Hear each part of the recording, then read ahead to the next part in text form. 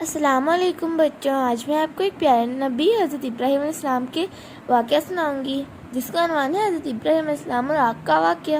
حضرت ابراہیم علیہ السلام اللہ کے بہت پیارے نبی تھے۔ وہ بچپن سے ہی بہت سمجھدار تھے۔ ان کے آس پاس کے لوگ سورج، چاند، ستاروں اور بتوں کی پوجا کرتے تھے، لیکن حضرت ابراہیم علیہ السلام جانتے تھے کہ صرف ایک اللہ ہے جو سب کو پیدا کرنے والا ہے، صرف اسی کی عبادت کرنی چاہیے۔ حضرت ابراہیم علیہ السلام اپنی قوم کو سمجھایا کہ بت کچھ نہیں کر سکتے، یہ نہ سن سکتے ہیں، نہ بول سکتے ہیں، اور نہ ہی کسی کی مدد کر سکتے تھے۔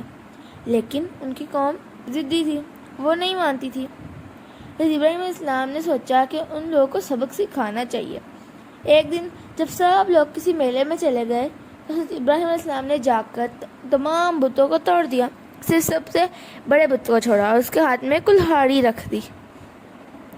جب لوگ واپس آئے تو وہ غصے میں آ گئے اور کہنے لگے، ہمارے بتوں کو کس نے توڑا؟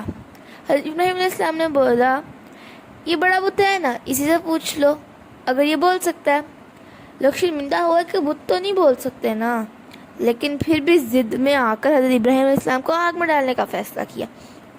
انہوں نے بہت بڑی آگ جلائی اور حضرت ابراہیم علیہ السلام کو اس میں پھینک دیا، لیکن اللہ تعالیٰ نے آگ کو حکم دیا، اے آگ ابراہیم پر ٹھنڈی اور سلامتی والی ہو جا۔ پھر کیا تھا، آگ ٹھنڈی ہو گئی اور حضرت ابراہیم علیہ السلام کو کوئی نقصان نہیں پہنچا۔ سب لوگ حیران رہ گئے کہ یہ آگ نے کیسے کسی کو نقصان نہیں پہنچایا۔ تو بچوں، ہم نے اس واقعے سے یہ سبق سیکھا، اگر ہم سچے دل سے اللہ پر یقین رکھیں تو اللہ ہماری مشکل میں مدد کرتا ہے۔ اللہ سب سے بڑا اور سب سے طاقتور ہے، بے شک۔ اب جلدی جلدی میری ویڈیو کو لائک شیئر سبسکرائب کرو، بتاؤ کہ آپ کو ویڈیو کیسی لگی تاکہ میں اس طرح کی ویڈیو مزید لاتی رہوں۔ شکریہ، خدا حافظ۔